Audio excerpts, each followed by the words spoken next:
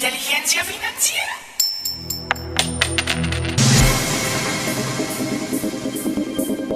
Bienvenidos a inteligenciafinanciera.com. Soy Alberto Mayagoitia, actor, empresario y educador en finanzas personales. Hoy me acompaña desde Barcelona, España, el autor de Detox Financiero, Fernando Palacio. Fernando, bienvenido y gracias por tu tiempo.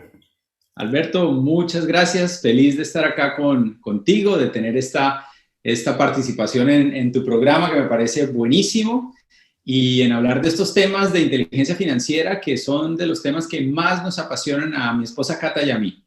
Así es. Una de las cosas que quizá más me marcó en esta vida es el que mi papá se murió cuando yo tenía 16 años y cuando me toca tomar decisiones financieras, cuando me toca, lo que más extraño de él, además de su cariño y lo que sea, es ese consejo que yo no recibí en el momento en el cual lo necesitaba. Obviamente todos podemos recurrir a pedir consejo de diferentes personas en diferentes momentos, pero ese consejo financiero a la gran mayoría de nosotros nos tarda tiempo en llegar, como que maduramos en muchas otras áreas de nuestra vida antes de madurar en la parte tan importante del control del dinero. Es así, es así. Mira, mi papá nunca me dio a mí un consejo financiero como tal. ¿Qué pasó? No, pues sí. Me río de que no te lo dio porque a lo mejor, al igual que muchos otros, quizá no tenía un buen consejo para dar. Pero me dio el mejor ejemplo. Te iba a decir, no me dio un consejo, no lo verbalizó, pero me dio un ejemplo porque me mostró el camino que llevaba a ser un empleado exitoso. Él trabajó toda la vida en un banco desde que tenía 20 años hasta que se enfermó a los 57 años de un tumor cerebral. Y vi cómo nunca pudo conseguir lo que él anhelaba, que era algún día tener tranquilidad económica y poderse relajar. Entonces, a pesar de que no me lo dijo, me lo enseñó y me enseñó de la forma más importante que creo que aprendemos los seres humanos, que es cuando claramente nos muestran lo que no queremos, ¿no? Así que ese fue un mentor no verbal muy interesante para mí. Y lo que creo que te pasa a ti como a mí es que todos los que fuimos descubriendo estas cosas más tarde que temprano en nuestras vidas, tenemos una sed, una sensación, un deseo enorme de correr al mundo a compartirle y a explicarle y a decirle y a enseñarle y hasta a veces andamos dando consejos a personas que no nos los han pedido todavía. Y en este caminar, bueno, pues Fernando empieza en el mundo de las finanzas y luego hacia las finanzas personales y terminas como autor de estos dos grandes libros. Sí, bueno, después de ver el ejemplo de mi papá, la verdad es que yo desde muy joven buscaba el cómo, ¿no? Yo no sabía lo que estaba buscando, no conocía el término libertad financiera, nadie me había hablado de eso ni de que algo así existía, pero internamente lo deseaba, que yo creo que es lo que le pasa a la mayoría de la gente, ¿no? La mayoría están pensando, ¿qué puedo hacer que me solucione el tema del dinero para yo poder hacer lo que realmente quiero con mi tiempo? Y al ver que no era por el camino de mi papá, empiezo a mirar, primero pensé que era por el lado del deporte, ¿no? Pensé que si me volvía un deportista exitoso iba a tener mucho dinero y eso me iba a dar libertad, pero bueno, ese proyecto no caló, no funcionó. Y llego a ese momento en que llegan todos los jóvenes a los 17, 18 años de edad, ¿qué voy a estudiar? ¿Qué voy a hacer? Y estudio economía. El resultado de eso, 5 años después, estaba trabajando como mi papá en un banco, en la mesa de dinero del Citibank, haciendo trading, ¿no? Y haciendo muchísimo dinero, pero no para mí. Haciendo muchísimo dinero para los clientes y para los accionistas del banco. Y eso fue otra gran lección, y es que hay que estar del lado correcto de la ecuación, ¿no? A veces ves mucho dinero pasar por tus manos, pero no es tuyo. Así que me llevó a pensar, bueno, ¿y cómo hago yo para ponerme del otro lado, ¿no? Del lado en que están los clientes o los accionistas y realmente construir activos, que yo creo que es lo más importante cuando hablemos de libertad financiera.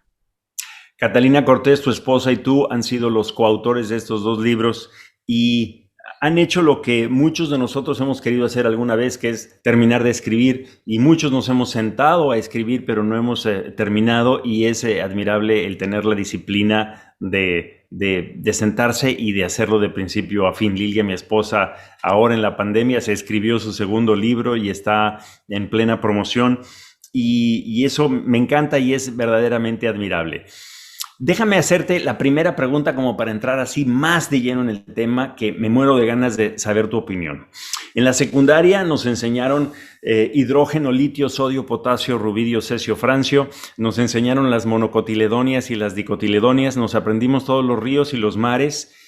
Desde que salí de la preparatoria no he vuelto a sacar una hipotenusa, ni una tangente, ni un coseno, pero eso sí, todos los días manejamos el dinero, todos los días hacemos pagos, todos los días contratamos un servicio de un celular, de la luz, de esto, del otro.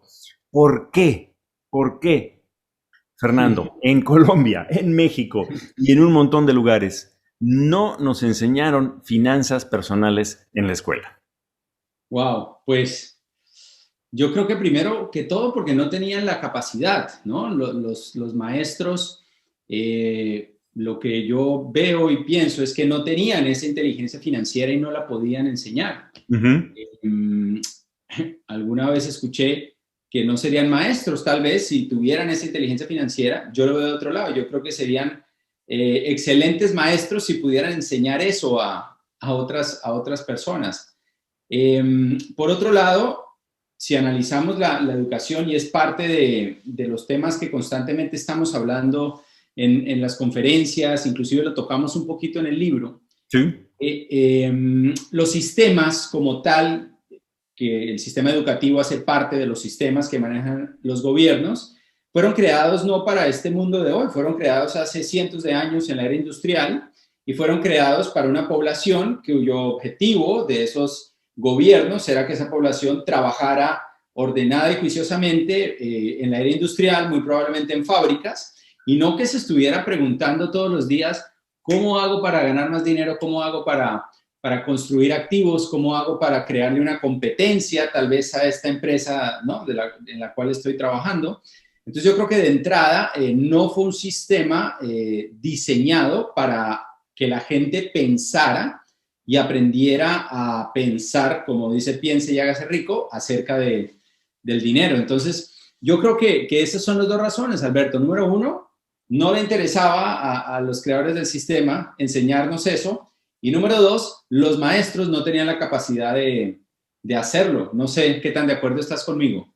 No, estoy totalmente de acuerdo contigo y agregaría otro punto para conocer tu opinión. A veces los emprendedores satanizamos mucho el empleo y hablamos mal del empleo y decimos que, no sé, he escuchado hasta cosas horribles de que los empleados son perdedores y son gente poco ambiciosa y etcétera, etcétera. Y yo no lo creo, no creo. Yo creo que un buen trabajo, aunque dicen que la palabra bueno y la palabra trabajo difícilmente pueden ir en la misma frase, un buen empleado puede a través del empleo servir a su familia y alabar a Dios. Vaya, no tenemos por qué satanizarlo tanto. Pero sí creo que se repite muchas veces el patrón de que los maestros de las escuelas, a fin de cuentas, son empleados. Uh-huh.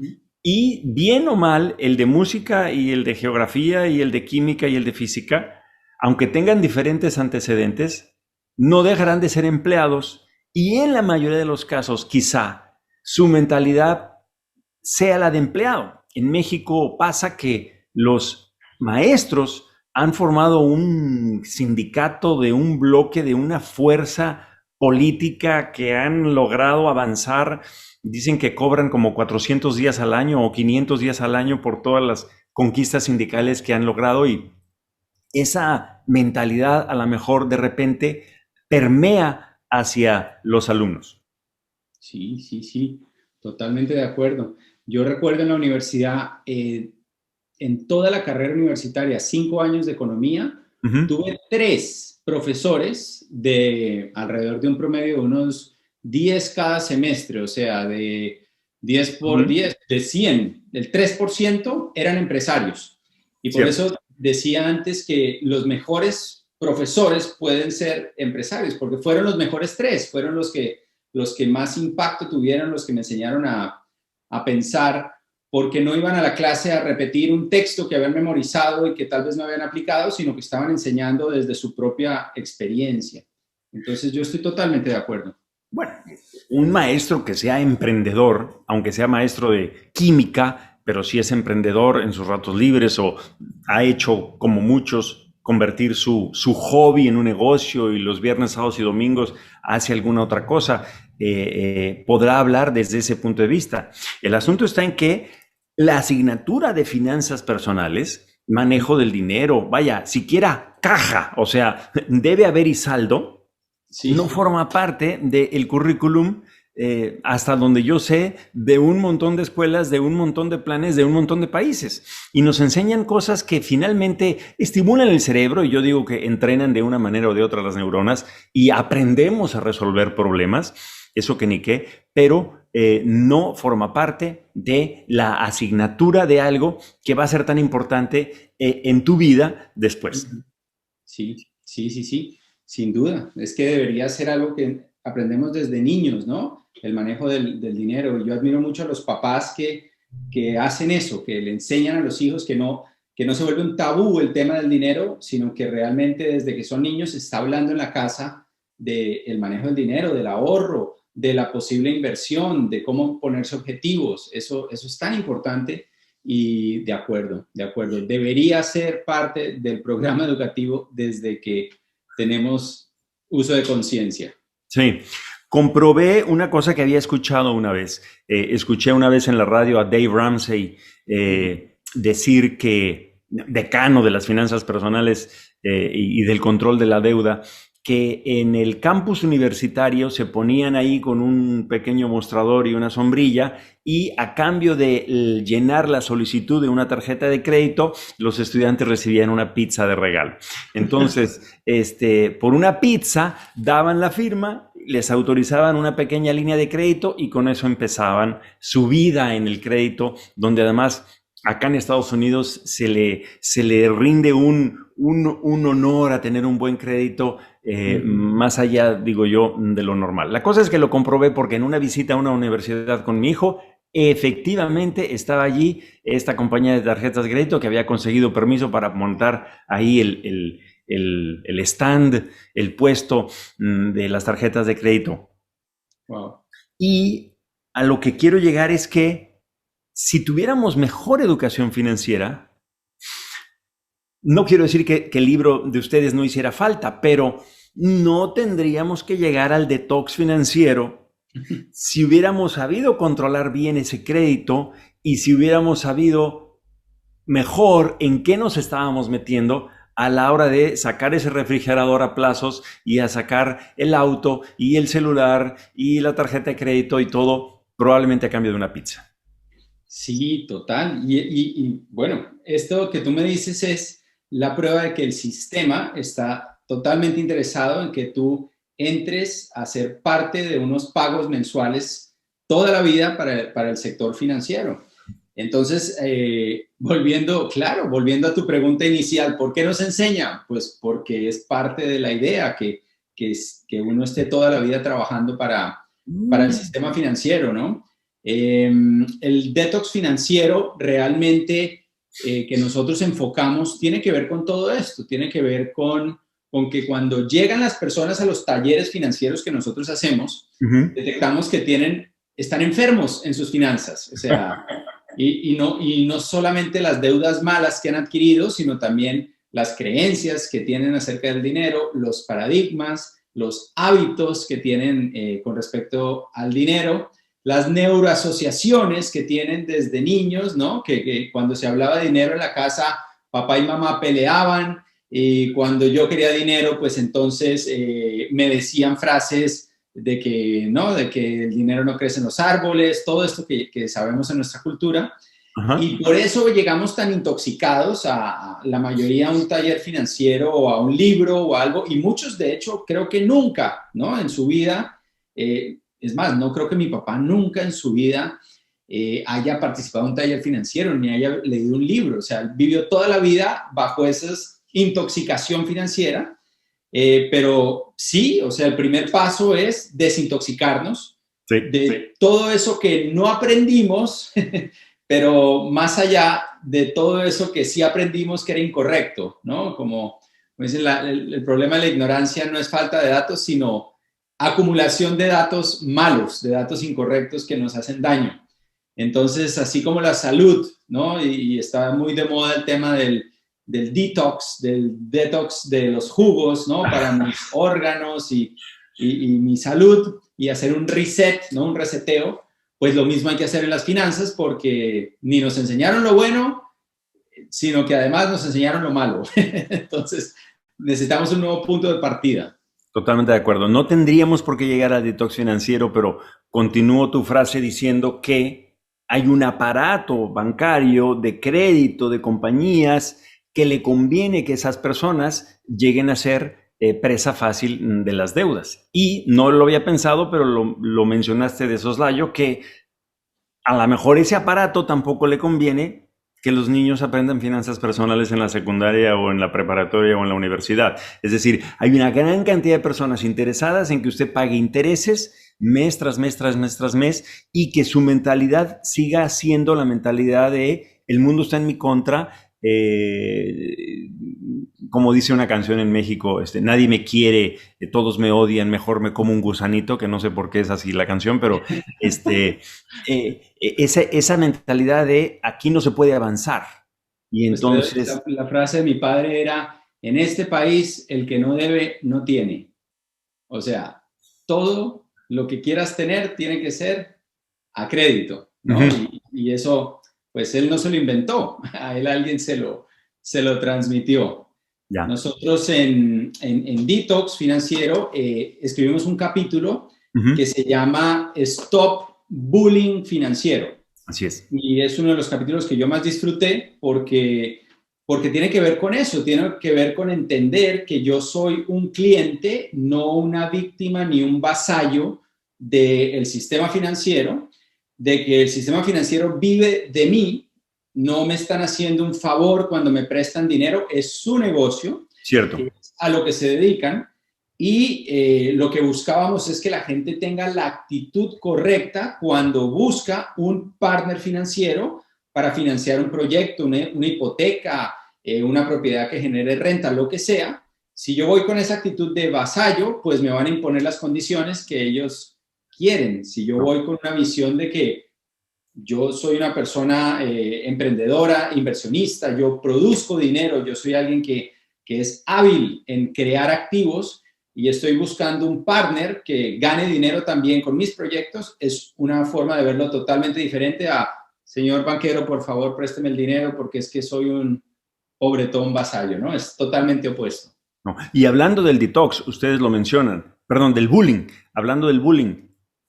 Ok, me están haciendo bullying, me está hablando el banco, me están hablando los cobradores. Bien, cometí un error, me endeudé, pero me puedo desintoxicar. Puedo salir adelante, puedo levantar el pecho, puedo levantar la frente y decir, bueno, señores, pues a pagar. Y si tengo que pagar ahorrando por otros lados, pues lo vamos a hacer. O sea, Lilia y yo hemos asesorado a parejas donde les hemos dicho, mientras estamos en este proceso de pagar las deudas, no vas a poner un pie en un restaurante a menos que trabajes en él.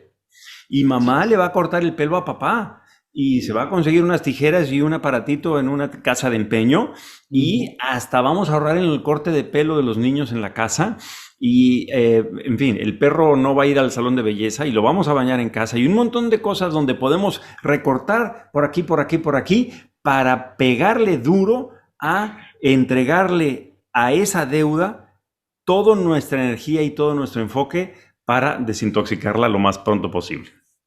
Ah, sí, sí, total. Y todos podemos hacer cambios en un momento dado y mejorar el flujo de caja, ¿no? Todos. Tú acabas de dar un montón de ejemplos buenísimos, pero otro ejemplo es simplemente, ¿no? En este momento particularmente con el tema de la pandemia, por lo menos aquí en España y en Colombia también, los bancos están muy preocupados de que no les paguen, de que la gente no Sí. pueda cumplir con sus compromisos porque se quedó sin trabajo y están muy abiertos a Ah, escuchar, ¿no? A escuchar propuestas y a que les digan, mira, yo sí te quiero pagar, que eso es esa es Digamos, eso es en lo que no podemos fallar. O sea, lo que sí tenemos que ser siempre es gente seria y congruente que dice, yo voy a pagar, tengo esta situación, necesito mejorar las condiciones, necesito refinanciar y poner a competir con otros bancos y con otros prestamistas ese crédito que tienes, porque hay otros bancos que probablemente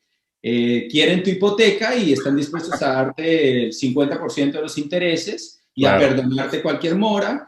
Entonces el problema es que la mayoría ni lo saben, ¿no? Ni lo saben, sino que están ahí asustados de que llegue la próxima carta de cobro, Sí. cuando tenemos mucho más poder del que realmente creemos. Mencionaste la pandemia y es imposible no mencionarla, pero te adelantaste a otras de las preguntas que tenía yo acá. ¿Consideras que la pandemia vino a ser para muchas personas una oportunidad de reflexión como para revisar sus finanzas personales y revisar ¿cómo la llama? La airbag, Catalina, el colchón, como lo llamamos en México, el fondo de ahorro para las emergencias? Sí, sin duda. Yo creo que esta situación global que nos conectó a todos, una de las lecciones más importantes tiene que ver con eso, ¿no? Encontramos varios grupos de personas y el otro día estábamos en un foro a raíz de lo del libro con diferentes expertos y había un sociólogo. Y el sociólogo decía, bueno, en esta pandemia hay gente que son los anestesiados. Y entonces decía, los que están conectados a Netflix y no quieren saber nada, solo Sí, quieren que esto se vaya, que pase. Otros son los paranoicos, ¿no? Los que están viendo las noticias todo el día, los muertos en Katmandú, en todas partes, haciendo sus cuentas. Y bueno, esa actitud obviamente tampoco trae nada positivo. cierto. Y hablaba de los reflexivos, que son los que están evaluando su vida y diciendo, wow, yo cómo he llevado mi vida hasta este momento. Y tiene mucho que ver con la parte financiera. Yo creo que mucha gente que pensaba que tenía una seguridad financiera importante se dieron cuenta que no, Que que no. no. Conozco un chef en Colombia muy famoso en el país que a través de 25, 30 años que lleva en la cocina, había expandido su restaurante inicial a 20 restaurantes y en este momento regresó al original. O sea, 25 años de trabajo de expansión, pues se fueron en un momento y claro, eso tiene que pegarte y hacerte reflexionar, sobre todo, creo yo, de las fuentes de ingreso que tienes, de la cantidad de fuentes de ingreso que tienes y de que vengan de diversos lugares diferentes, que no se vean todos afectados por una sola situación. Eso lo sabíamos antes de la pandemia, que no había que tener todos los huevos en la misma canasta, que era importante siempre estarnos educando constantemente, estar conectados a una fuente de información que nos dé algo más de lo que nos da el noticiero de las 7 y sabíamos que tenemos potencial y que obviamente hay muchas cosas que podemos hacer. Porque si no estás de acuerdo con tu situación, tienes que hacer algo para cambiarla.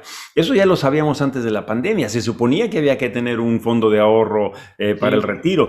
Se suponía que había que haber empezado a ahorrar para proyectos o para la universidad de los niños o para mil cosas más. Eso ya lo sabíamos, pero realmente el 2020 vino a ser el año en el cual aprendimos o reaprendimos o nos dimos cuenta que nos hacía falta aprender todo eso. Pero eso sí, si el 2020 fue el año para aprender, el 2021 es el año para aplicarlo.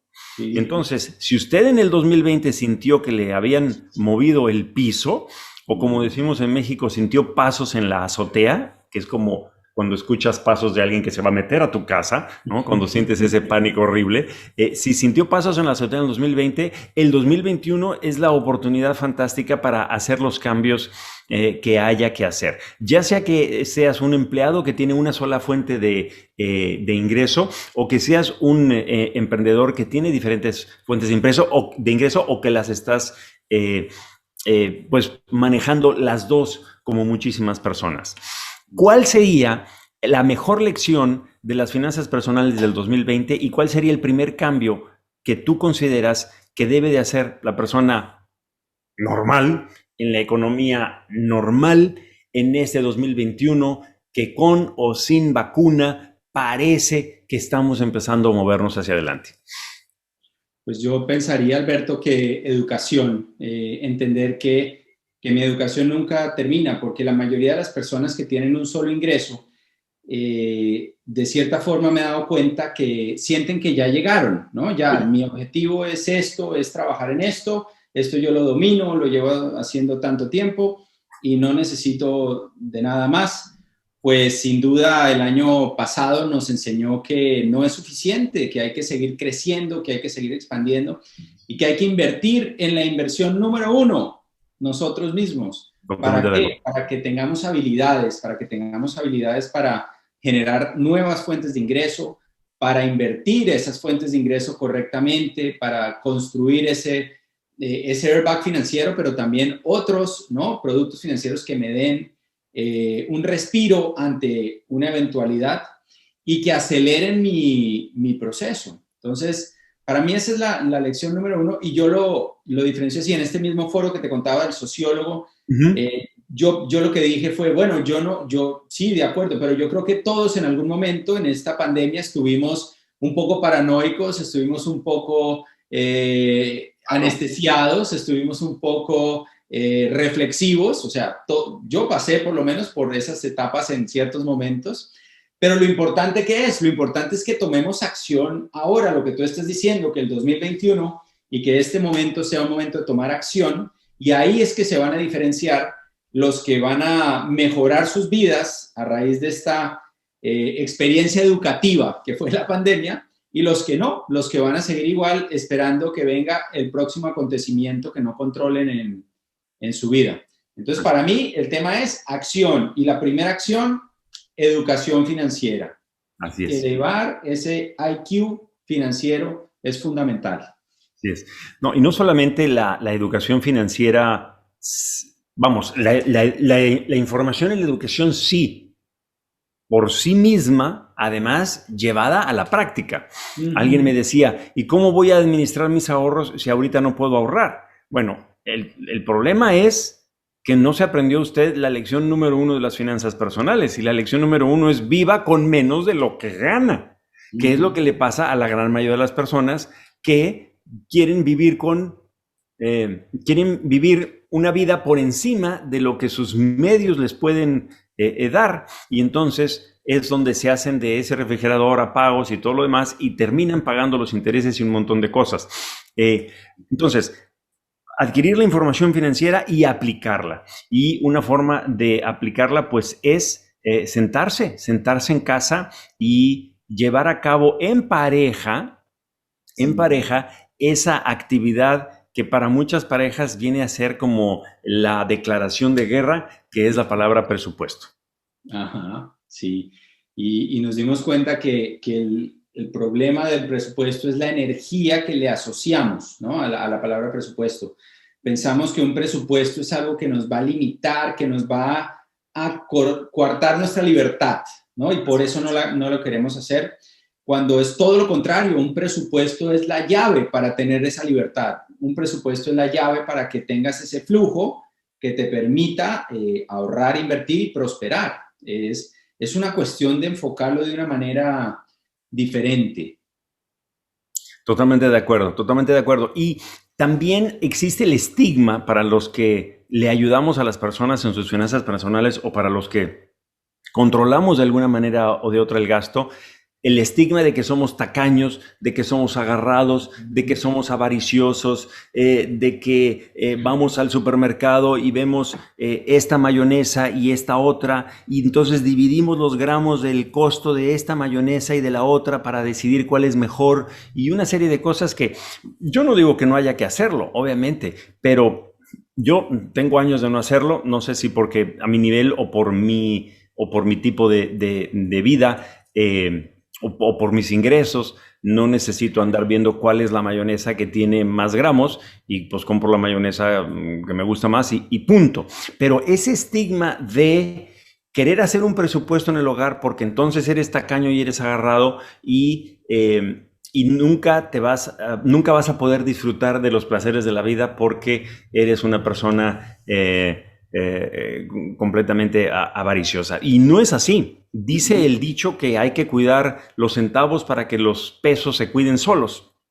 Sí, sí, sí. Y el dinero es una semilla que hay que plantar para tener más dinero. Es como si uno quiere, mira, en Amor Financiero hicimos un ejemplo que a mí personalmente me gustó porque a mí me encanta, y estoy seguro que a ti también, el vino, ¿no? Y me encantan los viñedos y siempre he tenido esa idea romántica de tener un viñedo, ¿no?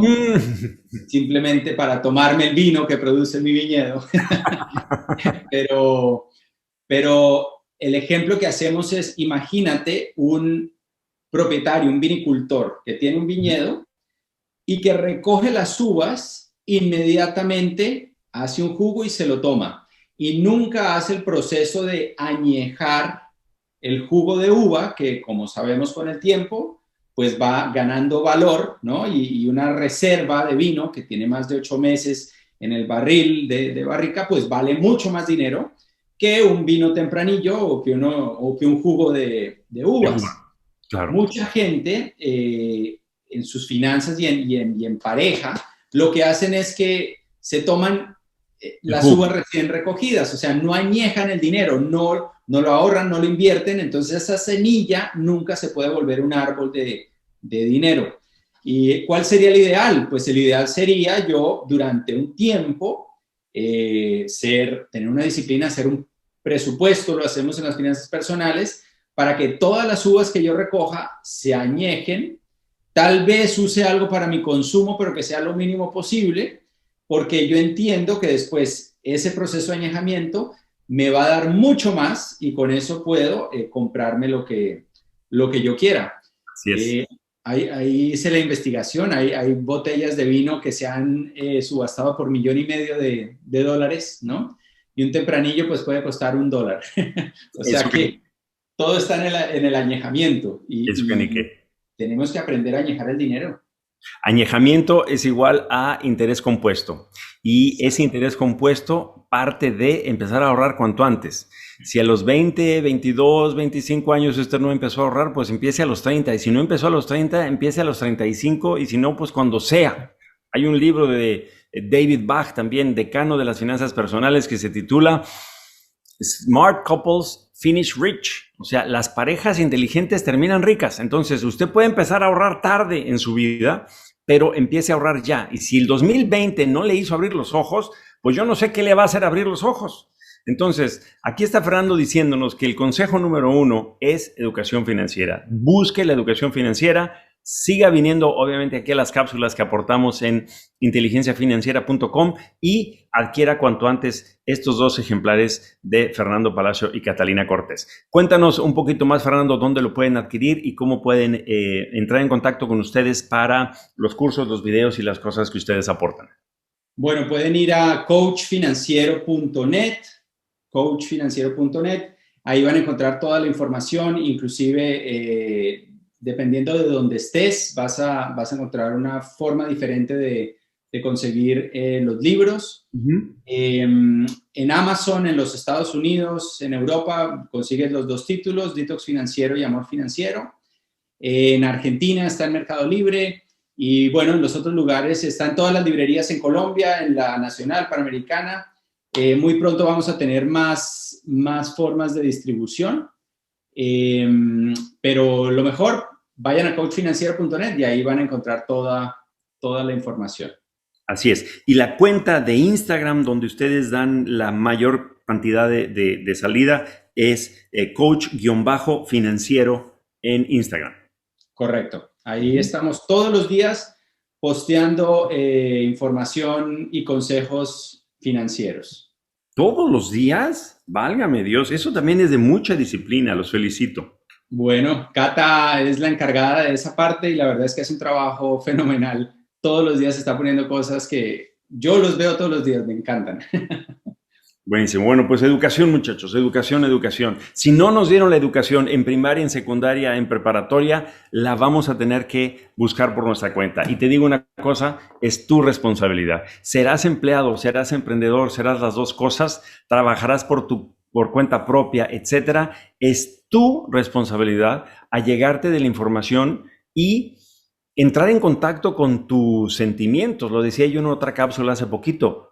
Cuando estés a punto de llevarte la mano a la tarjeta de crédito con el dinero que no tienes, o aún así a la cartera para comprarte eso, entra en contacto con tus propios sentimientos y di, ¿lo quiero o lo necesito? Porque cuando uno empieza a comprar las cosas que quiere, pero no las que necesita, en la mayoría de los casos se está tomando una decisión equivocada. Y esa decisión equivocada tampoco es tu culpa. Tiene que ver con la forma como nos educaron nuestros padres, tiene que ver con lo que vimos en los medios, en las telenovelas, en las películas, en los estilos de vida de los ricos y famosos y esas cosas. Y además en lo que vemos en los vecinos de al lado. Sí, totalmente de acuerdo. Y está en nuestras manos cambiarlo, y está en nuestras manos entender que si queremos un destino diferente, pues tenemos que hacer cosas diferentes. Así que para todos, de verdad que muchas gracias, Alberto, por la invitación, y para todos un saludo, decirles que nunca es tarde para comenzar, como decía Alberto.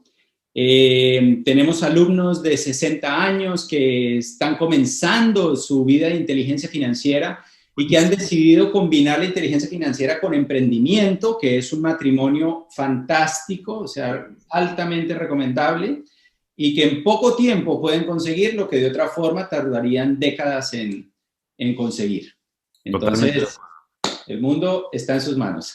Buenísimo. Pues muchísimas gracias, Fernando. Gracias a todo la audiencia de Detox Financiero, a toda la audiencia de inteligenciafinanciera.com. Gracias a todos y cada uno de ustedes. Y pues nos despedimos como siempre, pidiéndoles que se suscriban, que le pongan la campanita, que compartan, que le den like y que nos manden toda la buena vibra del mundo para que podamos seguir dando estos contenidos para todos ustedes. Que sí. Inteligencia Financiera.